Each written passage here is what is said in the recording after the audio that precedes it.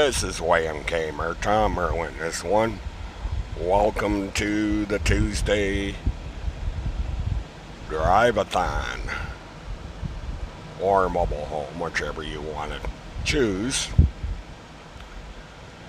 This is March 31st, 2020. We are about to kiss another month goodbye and move over into the month of April tomorrow.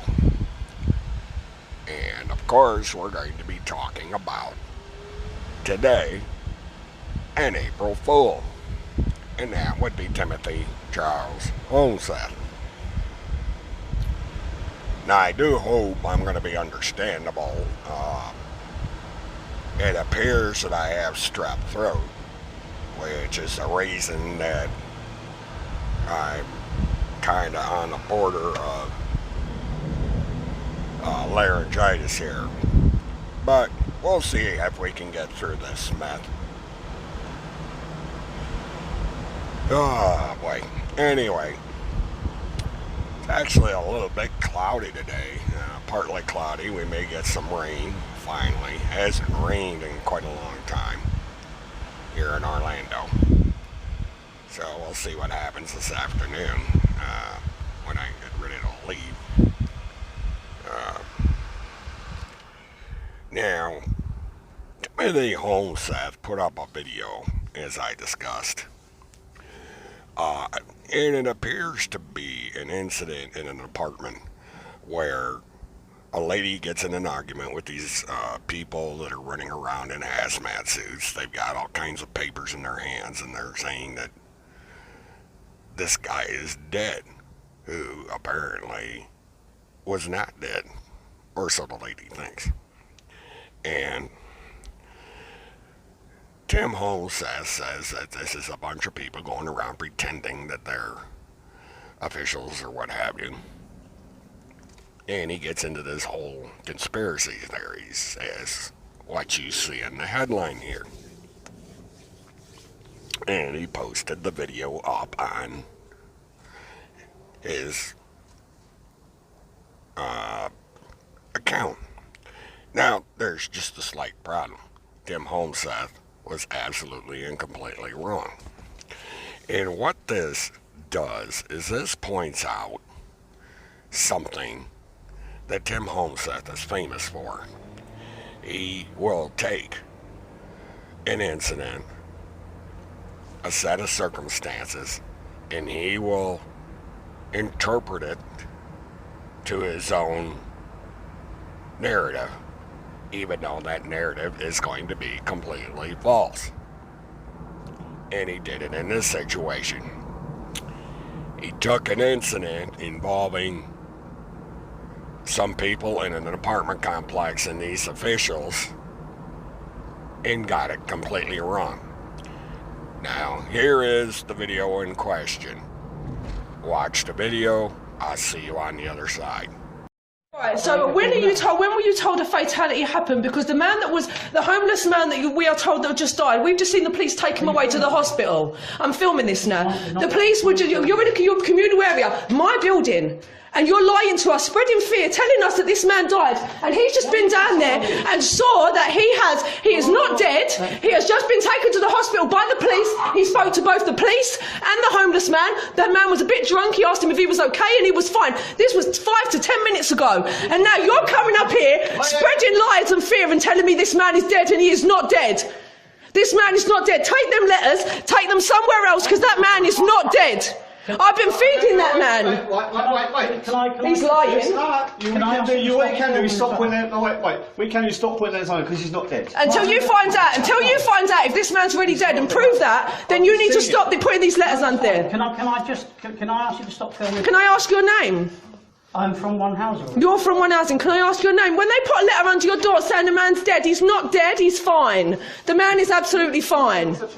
The man's fine. He's putting letters under our door saying the man's dead. The man's not dead. He just saw him 5 minutes ago being taken by the police. Now, these are coming here in their little suits telling us this man's dead, and this man is not dead. We have just seen the police take him to the hospital 5 minutes ago. You are liars. You are spreading fear for no reason. No one died in this building today. Nobody died. Can you let us respond? Yeah, I have let you respond, and you've stood there and lied. You have. You haven't given me that. I said, can you stop filming? Okay, no. You're in my building outside my door causing fear amongst my community. Right. Okay, go on. So show me who died. Okay. It's a lot. It's legal. I'm illegally allowed Let me to. speak, please. Can you have an act- Go for it. Go on. I did. No, you didn't. Can you stop filming as No, well? go on. Right, in that case, no, I thought that She can film I can film. Go on. I'd like the answer. So we'll just We are responding based on what a report we had earlier. We had two. What time did you get this report? Can I just ask? about a couple of hours ago. A couple of hours ago, but we've literally saw this man taken away 10 minutes ago, healthy. That's fine. Now that you've told us that, we will go on. Can I ask who gave you the report that this man was dead? It's fed from one housing. So From one housing. One housing told you that this man was dead, so you came round in your suits to spread fear amongst. Look at them, children in there, and you're spreading fear amongst all of us. If you paid attention to the video, you would see that Tim Holmsath got the whole thing completely wrong. And this is the truth, or to the best of my knowledge, at least the synopsis of what had occurred. Now, first of all, something that Tim Holmsath did not mention is this took place in England, which is a foreign country. It's over in Europe.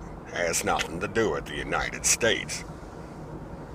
You know, most of his arguments have been about actions here in the United States. So, it's probably why he didn't bother to mention that this had happened in a foreign country. So, that's the first thing. We have this incident happening in England. Now, well, the United Kingdom, just to keep things on track here. Now, the synopsis of the story goes, these two guys come marching in with paperwork, and they confront this woman in the hall who isn't happy about the fact that they're passing out these flyers that this homeless guy, important fact here, was said to have died. And because this has to do with the coronavirus, they are asking people to take precautions or what have you. I'm not sure exactly what was on the paperwork because I haven't been able to obtain it yet. The details are rather spotty. Nobody seems to want to come forward and tell who this woman is, who the police agency was that was involved, or anything else. But in the conversation or argument the woman was having with the two individuals in the hazmat suit, she stated that the guy was not dead, that she actually fed the guy. Apparently he was sleeping on the property or something, I don't know.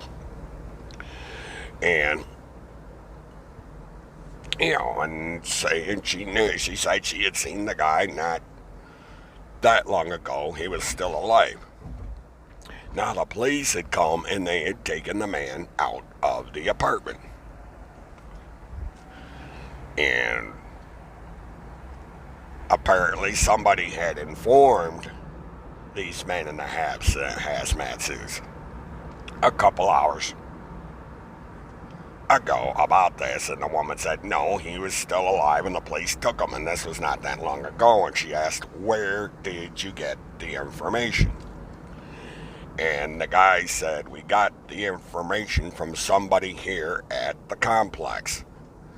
I didn't catch what the exact title is. You can rewind and listen to the video, and it tells you that it was a third party that gave them the information that the man was dead.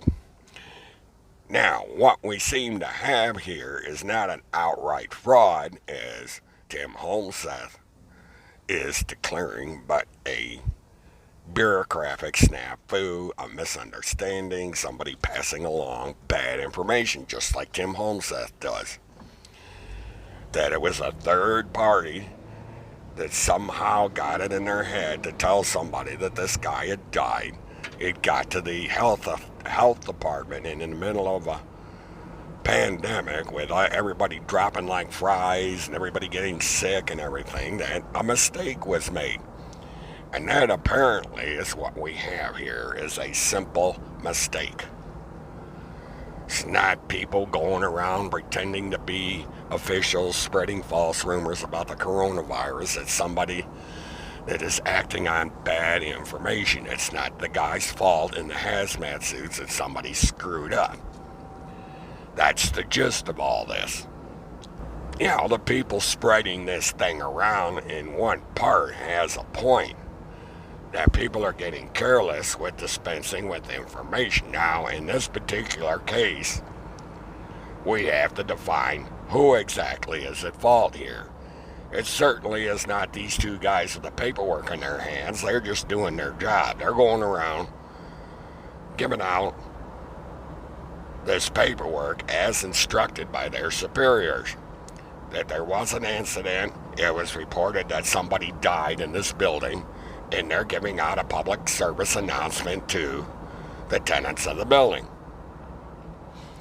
And because the coronavirus is an airborne virus and can stay in the air for up to 2 weeks, floating around like a leaf in the wind, they have to take the appropriate precautions. And so they don their protective clothing, as common sense would dictate.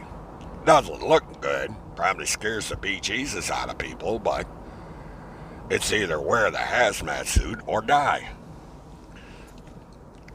But, you know, Timothy Homseth doesn't think of these things. He doesn't take the time to find out where the hell the video came from.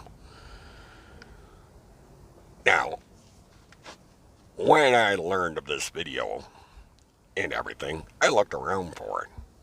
And I thought it was going to take me a while. You know, when you do a search for something like this on the internet and you're looking for a video, you don't have a link to look for, so you have to rely on coming up with terms and stuff. So I tried different terms, and I finally hit around the right terms. And so after about 2 or 3 hours, up came the video. And then the video came up again. And the video came up again. Because apparently this thing is all over YouTube. And, you know, now people give the same basic description of the video. This description right here. And what this does is it basically encapsulates the story that the woman in an apartment confronted these individuals who got it wrong about this homeless dude being dead. But there was no people pretending to be officials dressed in hazmat. There was no hoax or anything like Tim Homseth claimed in his headline.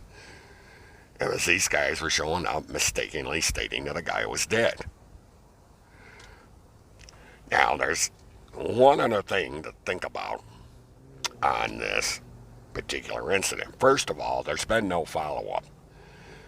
The first website, the first YouTube channel I found that had this information on it states that he is going to do a follow-up.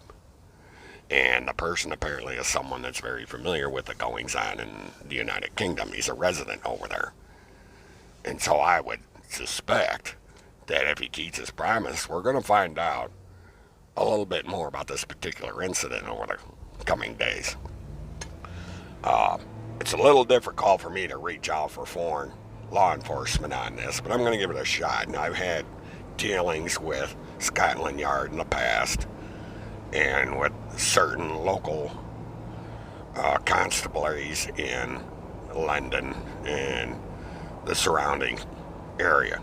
So I might be able to hit upon whatever law enforcement agency was responsible for taking this guy away.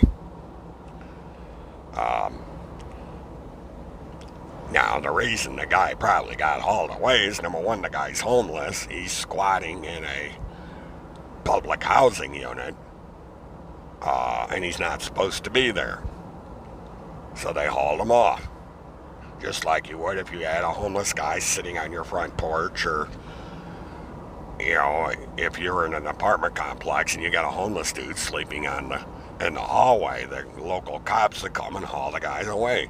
And this is what happened here, supposedly. And in the confusion, mistakes were made.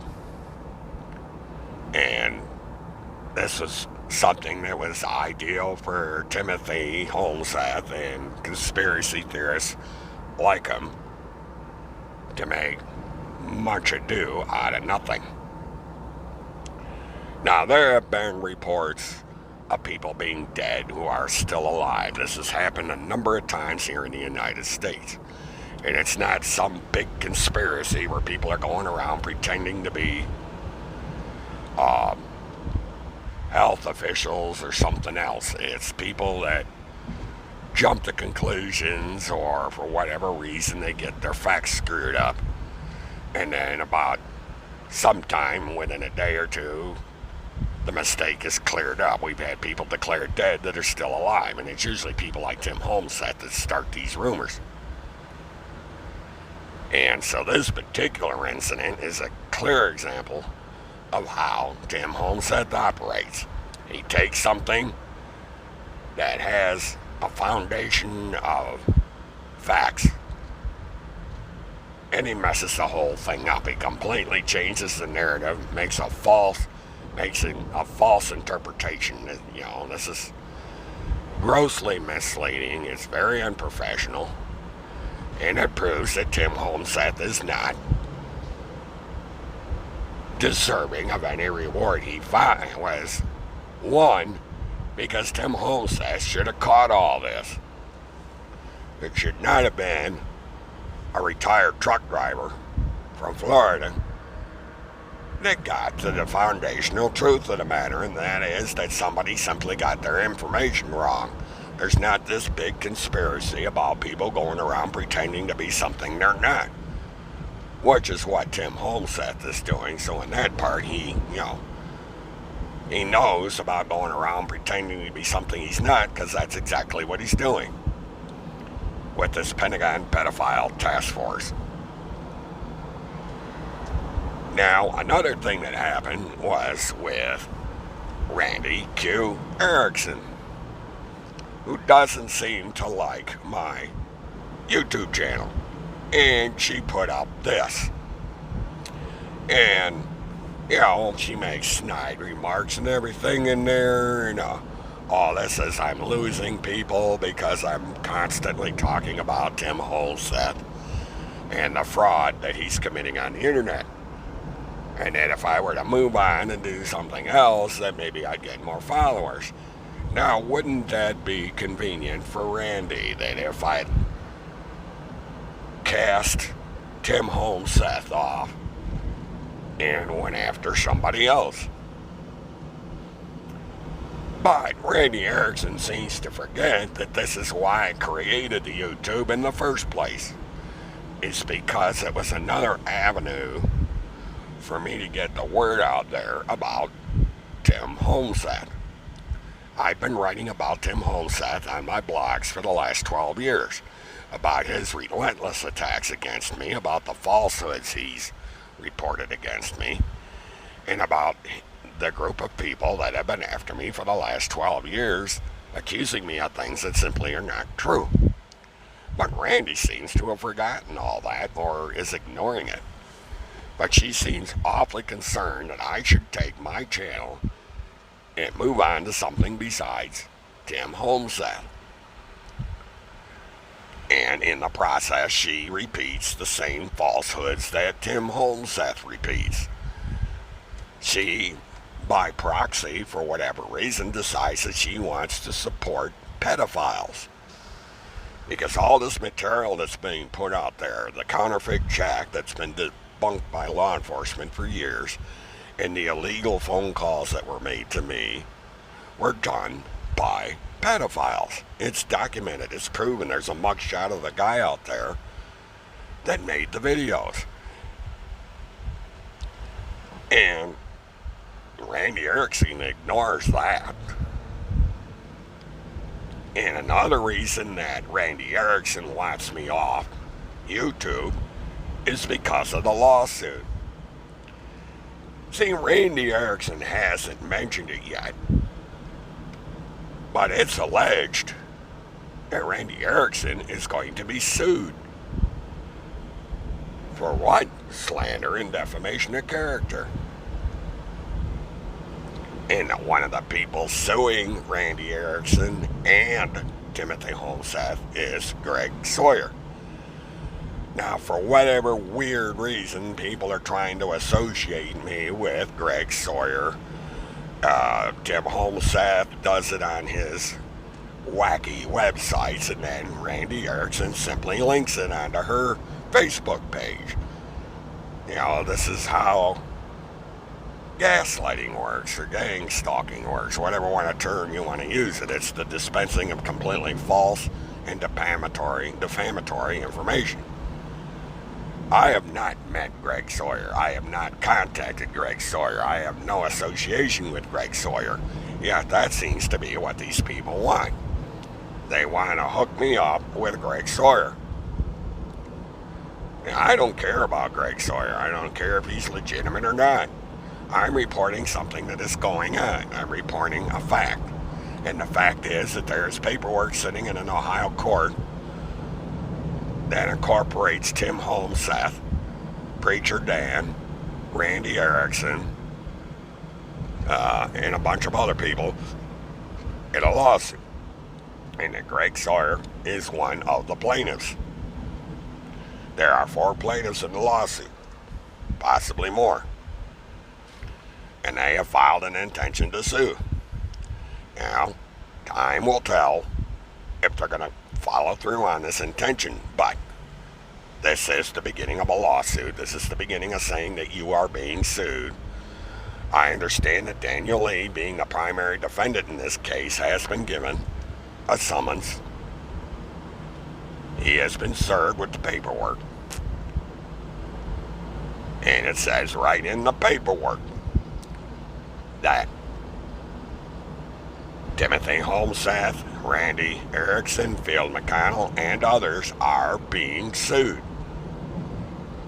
They are defendants in the lawsuit. They are these anonymous co-defendants that you see listed on there. There's a total of 11 defendants in the lawsuit.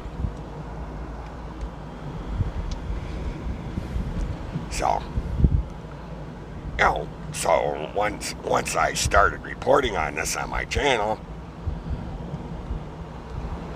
Randy Erickson got a burr up her ass and decided to attack me personally, calling me names, telling me this, telling me that. And so I confronted her. I said, fine. You know, people ought to watch the channel to see what Randy is worried about. You know, because I said before, you know, I'm just reporting on what I hear. You know, I see paperwork where Randy Erickson's being sued. I'm going to report on it. And I've got the documentation. It's in the court record in the state of Ohio. She can ask Preacher Dan. He's got the complete brief on it. He's got all the information. I did a video on it, and I read right from the paperwork that Randy Erickson is in the middle of a lawsuit, civil lawsuit. Now, something else Tim Holmseth did that falsified the narrative is he got things screwed up again when I did the video on the investigation that's being done by the authorities into this Underground Railroad. And he's making the claim that I'm claiming to be personally involved. I'm not. I'm aware of it, and I stated quite clearly in the video what I thought was going on.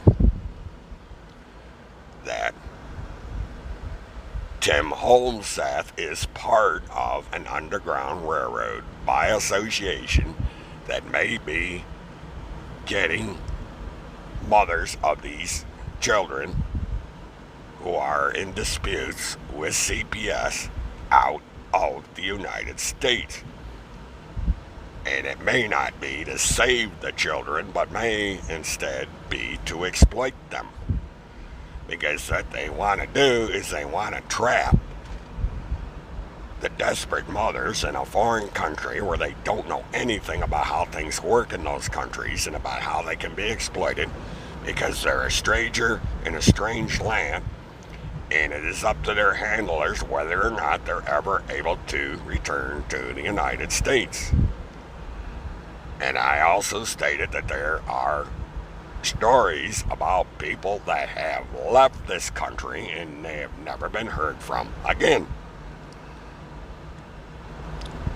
Now, you have two examples of this sort of thing. You have Cynthia Abzug, who is associated with Field McConnell, briefly met Timothy Holmseth, is alleged to have met Randy Erickson or have some association with her, and other people in her little journey around the United States, and she had contact with ECLAWS. So there's that association. And Northwest Liberty News got into all this, and so did the companion that was with Miss Dunklin. So this information is out there. Now,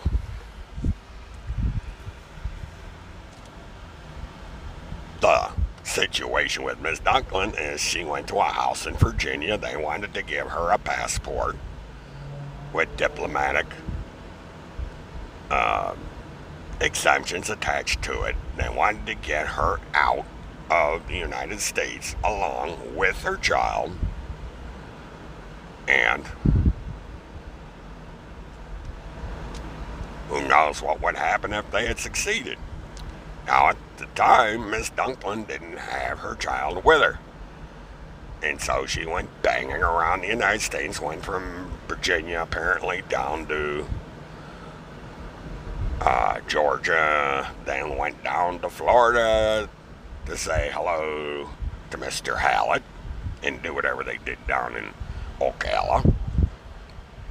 And then they decided to go up to Arkansas and stay at a seedy hotel down by the river, a river.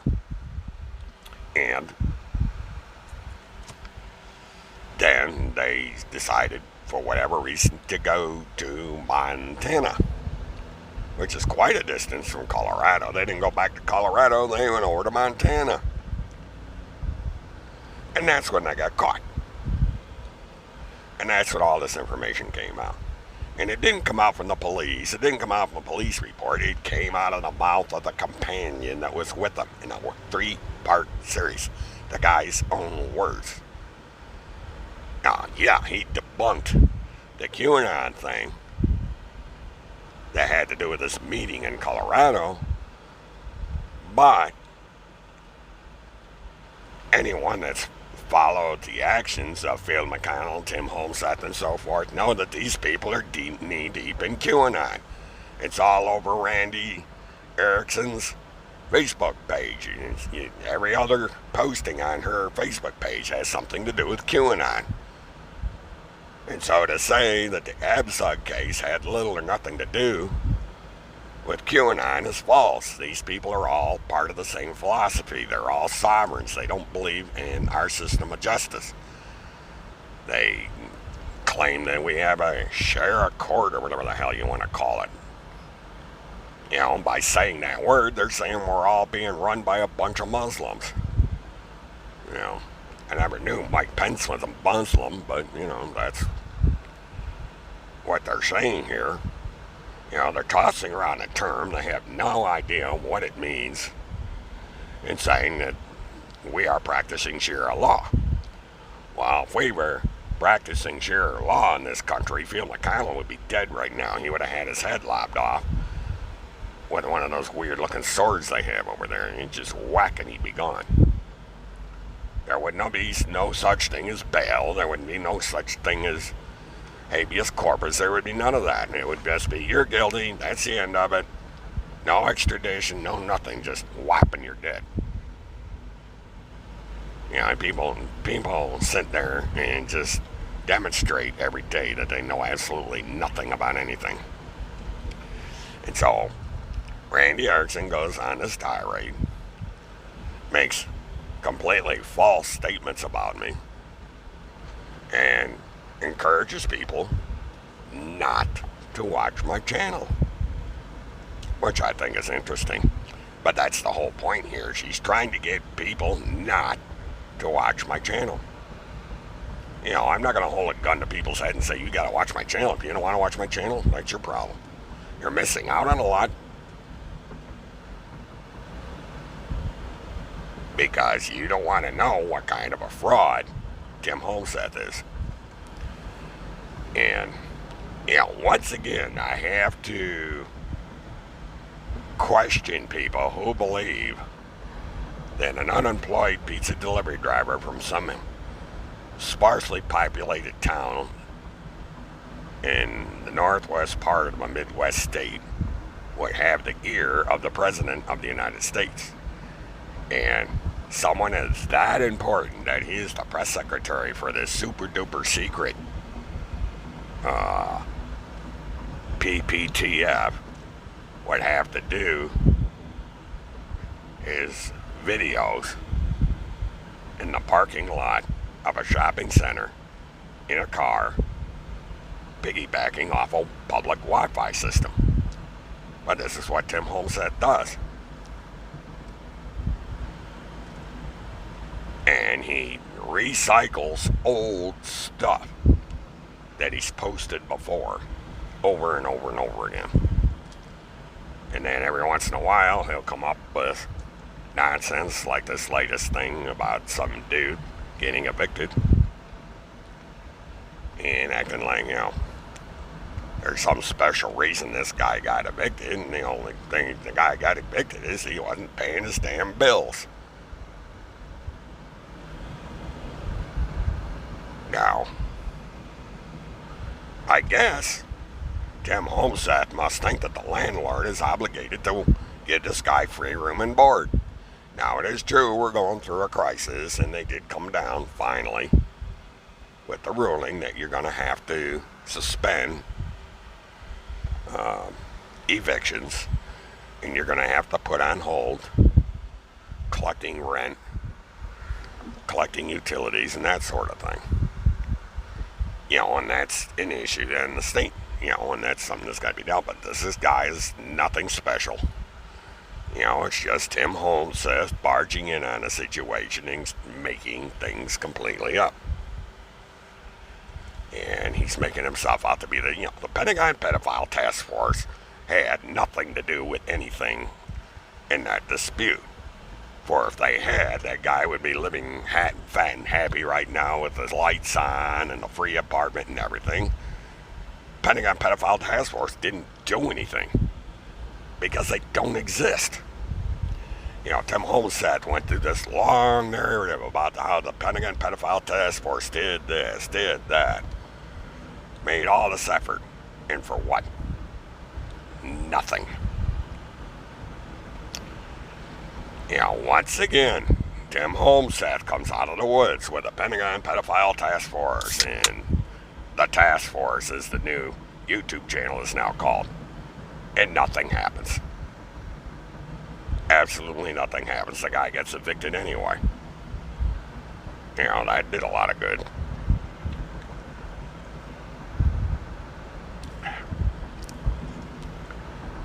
Now, I did find out that Cynthia Abzug will be going to court in June. And this is a preliminary hearing. Now, it is my understanding, I haven't checked yet, I may check by the time I edit this video, but I don't know if she is in jail. You know, because she did violate the terms of her release and was running around when she should not have been, even at the advice of her own attorney. But she still has problems. Her case is going to be heard in June. At least the start of it. And then we'll find out exactly what Cynthia Abzug has to say for herself. And now this piece of work in Kentucky, this Neely Blanchard, or whatever the hell her name is, has a representative of sorts. This guy who is running for Senate that filed this idiotic habeas thing with the court. And lo and behold, my name is in the middle of it. Now, I don't know what the hell this guy thinks I had to do with this thing. All I did when I heard about it is I commented on it because it's something that's public, it's in the news, and because of who's involved along with this woman. The fact that E-Clause is right smack in the middle of this, so it gets reported. But of course, this idiot from Tennessee somehow gets my name in there. And so now all my personal information, my name, my address, the fact that I am not registered to any political party, so I can't be accused of being a liberal. And guess who else's personal information is in there? And I got thinking to myself, now why would this guy come up with my name out of nowhere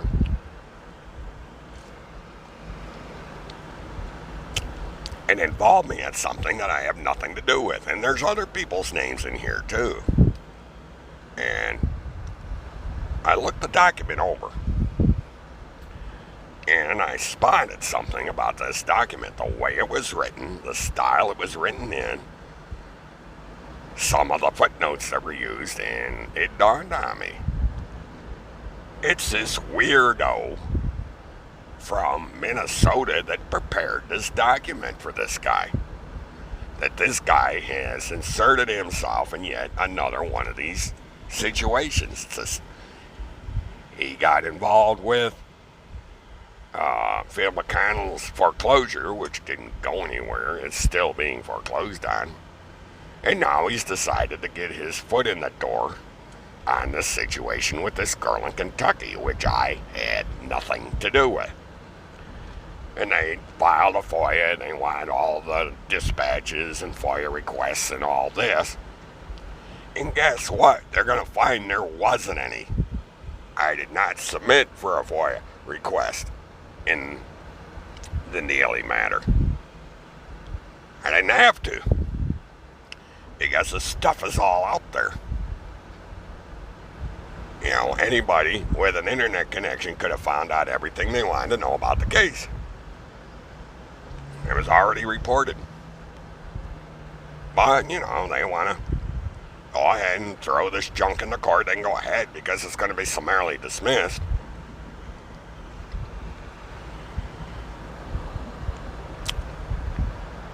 Because like everything else these people do, they did it completely wrong, and the court's going to take one look at it and say, nope. You messed up, guys. And they're going to dismiss it. It's going to get thrown out. The guy even admits it's probably going to get thrown out. So this is just another example of right in the middle of a pandemic, these idiots are running around wasting the time of the courts. We have a national emergency going on. Even if the president hasn't declared it yet. People are getting sick. People are dying. And what are these nitwits doing? They're filing bogus paperwork with the court. But they don't care. They want the attention. And they're going to get it with this idiotic paperwork. And so we get just another example of how these quacky weirdos disrupt people's lives, disrupt the court system and the government with their nonsense. And it's their fault the woman's in the situation to begin with that she's in, because she took extremely bad advice and took it upon herself to remove the children from a safe and loving home. And she attacked her mother with a walker. It's an act of violence. You know, an older woman, and she attacks her. Now, what's to stop the woman from blowing her stack and attacking her children with that walker? You know, and this isn't the CPS kidnapping her child and taking and putting her in foster home. She was in. The children were with their grandmother. Now, these conspiracy theorists apparently forgot what her grandmother is. And the fact that the woman had regular scheduled visits with the kids. Yes, they were supervised. Yes, the grandmother had primary custody of the children. But Neely had ample opportunities to see her children and to have a normal life. And she blew it. Because now, the likelihood is, because of her stunt, number one, she may go to jail. And number two, she may be barred from seeing the children altogether. And on top of that, since this was a kidnapping, this wasn't an attempted kidnapping. This was an actual kidnapping. She took the children. And in some way, shape, or form, E-Clause was involved because they came up with this document. This I do not consent non paperwork, which is absolute nonsense. The courts don't recognize it. It has no weight in U.S. law.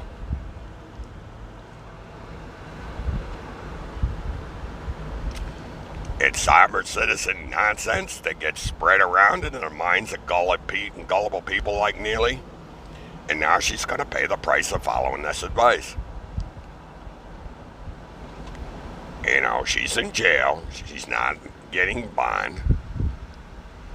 If she does get bond, she's going to have to go into quarantine because she declared that she was sick, which means if she has the coronavirus, she cannot be around her children because she'd infect them.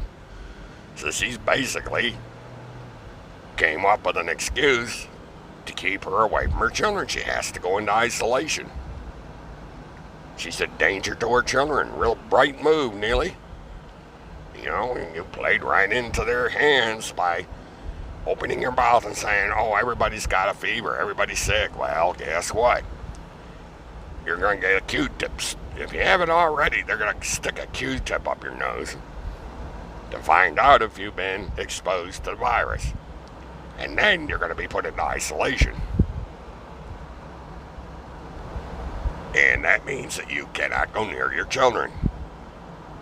Because it takes 14 days to determine whether or not you had this virus. So for 14 days, you ain't going to see your kids. And if you're in a county jail, you are not in isolation. Because you're in close contact with a bunch of other people. So your quarantine wouldn't begin until you got out of jail, if it happens. So even if Neely gets out of jail, she ain't seeing her kids. You know, she blew that one. You know, it's... People don't think ahead when they do stuff like this. Of course, she didn't think ahead. Now, this is not the first time this woman has kidnapped a child. You know, she kidnapped her daughter right out of a school. So this makes the second and third kidnapping this woman has done. And this will come out in court. So this woman has a record of kidnapping 3 times in the eyes of the law. And so this is going to go to court, and it's going to come out that the woman's been involved in all these kidnappings. And so that's going to work against her. she's likely going to serve time. She's likely going to have a permanent restraining order that she cannot see the children until they're adults. So she's made herself get involved in a worse situation, all because of E-Clause. Now, E-Clause can sit there and make all the threats and warnings and filings that they want, but they have messed up, and they messed up big.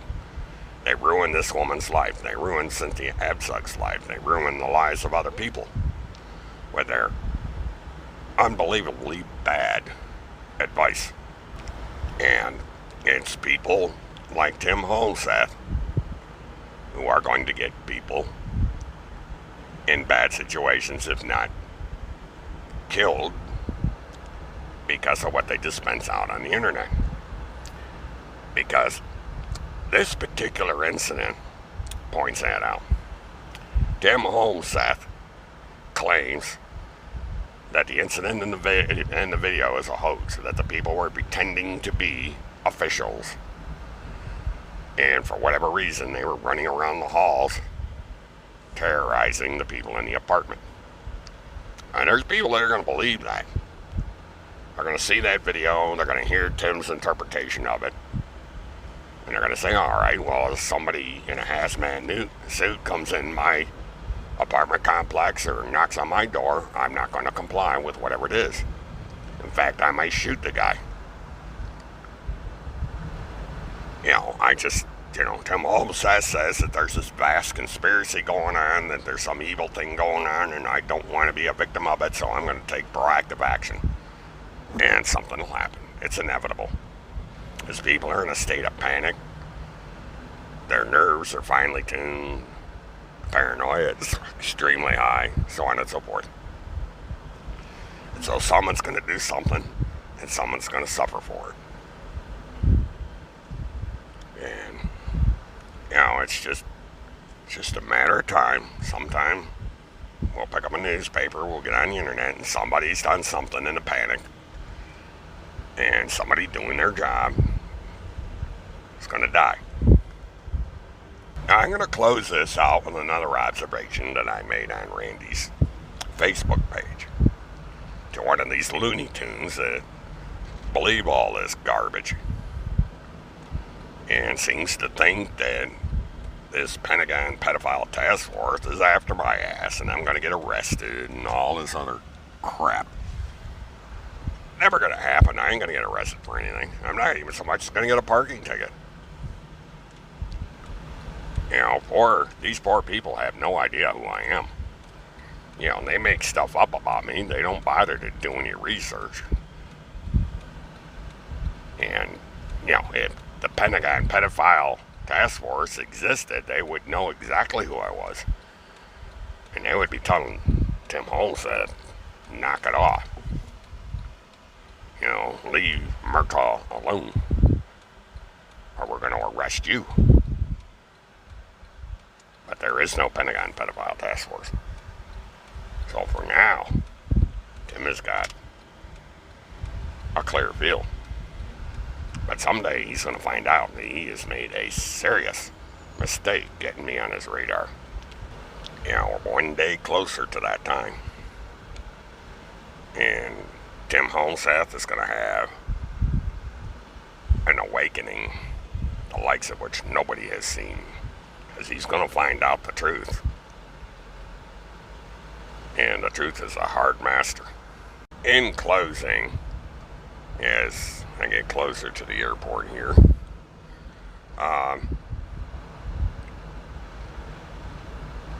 this crowd, Tim Holmseth, Randy Erickson, Kirk Pendergrass, Chris Hallett, Phil McConnell, their days of reckoning are getting closer and closer and closer. Because now they're not only subject of criminal investigations, but they're all involved in one way, shape, or form in civil court cases. They're getting sued. And Timothy Holmseth and Randy Erickson keeps putting evidence up there that the plaintiffs in the lawsuits can use against them. Randy Erickson is supposed to be someone familiar with the court system. And she can't see the simple fact that if you're being sued or if somebody's actually gone ahead and started the preliminary paperwork, the last thing you do is keep up the behavior that got you in the trouble in the first place. You know, at least for a portion of the situation, that's what Tim did. He kept his big mouth shut for a while, which was an accomplishment all in itself to shut Tim Holmseth up. But Randy Erickson and Tim Holmseth have forgotten that. And they're just blabbering away right through the process of this lawsuit. And the people who filed these lawsuits, or this lawsuit, and I don't know if the other one's been filed yet, but in this particular lawsuit, are just monitoring what they're doing, and they're collecting it. Now, if I had any concerns or what have you, I wouldn't be repeating their accusations. I'd be hiding. Now, I don't like what's being put up. It doesn't help me any as far as trying to clear up the damage that's been done by these pedophiles that Tim Holmseth seems to have aligned himself with. Because the damage has already been done. I can't, at 69 years of age, I'm not going to be able to go back to what I was in 2010. That's gone. We're in the middle of another recession. And I would have the same problems today I had in 2010. People aren't buying things. And since my business was selling things, I'd go broke.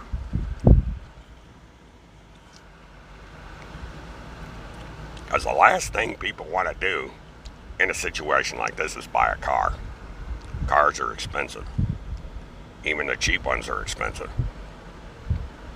And you can get by without a car if you have to. So nobody's buying cars right now. Unless they're extremely desperate or stupid. Because cars run anywhere from $20,000 on up. And so why get that kind of liability if you're not going to have a job to pay for it? It's kind of dumb.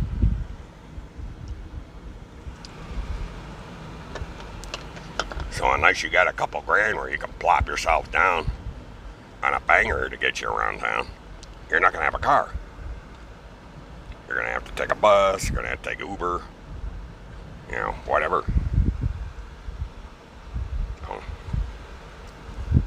And this apparently hasn't dawned on Randy Q with her real estate. Because no matter what she's doing in real estate, whether it be a landlord for rental property or a broker, people aren't buying or selling houses right now. Everything's on hold. And people that are renting, if they don't get any help from the various governments, Randy's not going to get paid. And she's got rental properties and these people aren't paying the rent. Under these new rules that have been set down by the various governments, she can't throw the people out. I don't know what Randy does in the real estate. If anything she claims is true. But she's either taking a big hit or she's going to be taking a big hit in the pocketbook with these properties. Because if she's got all these properties, they're generating expenses. She has to pay taxes on them. She has to maintain them.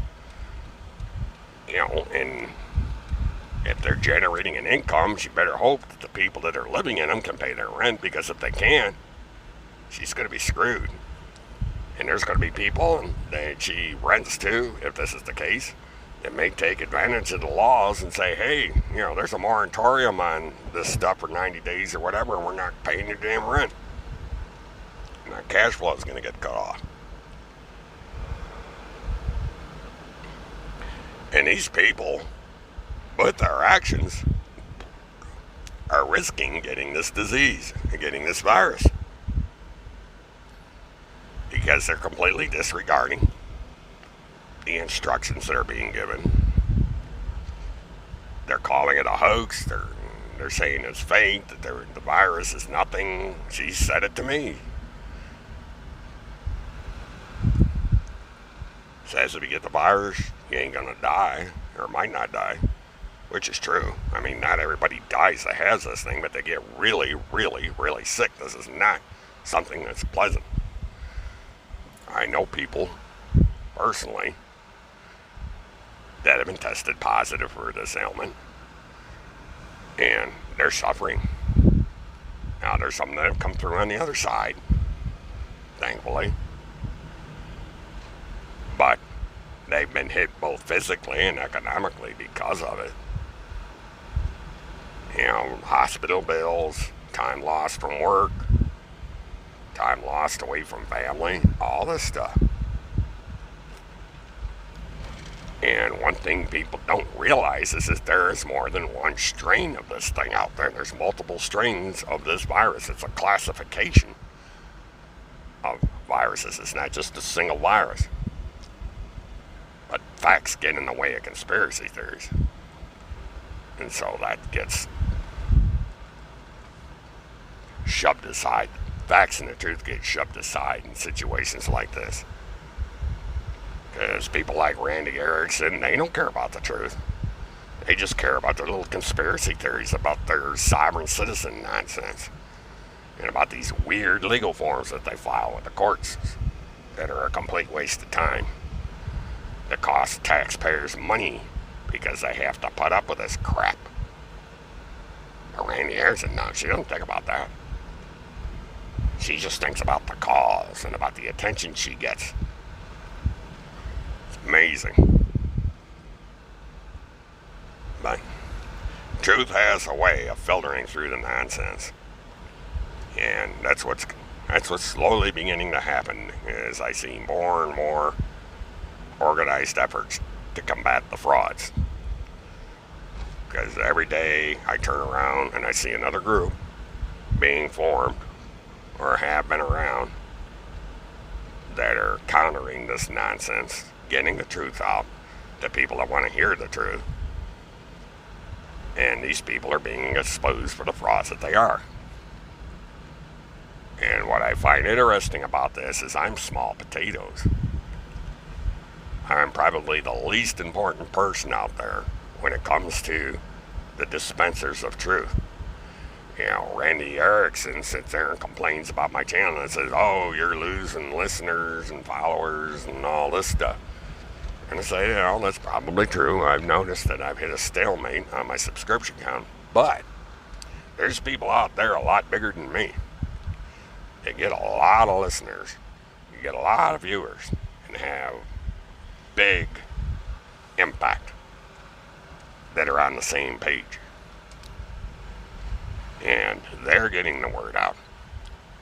So it doesn't matter how big or small I am.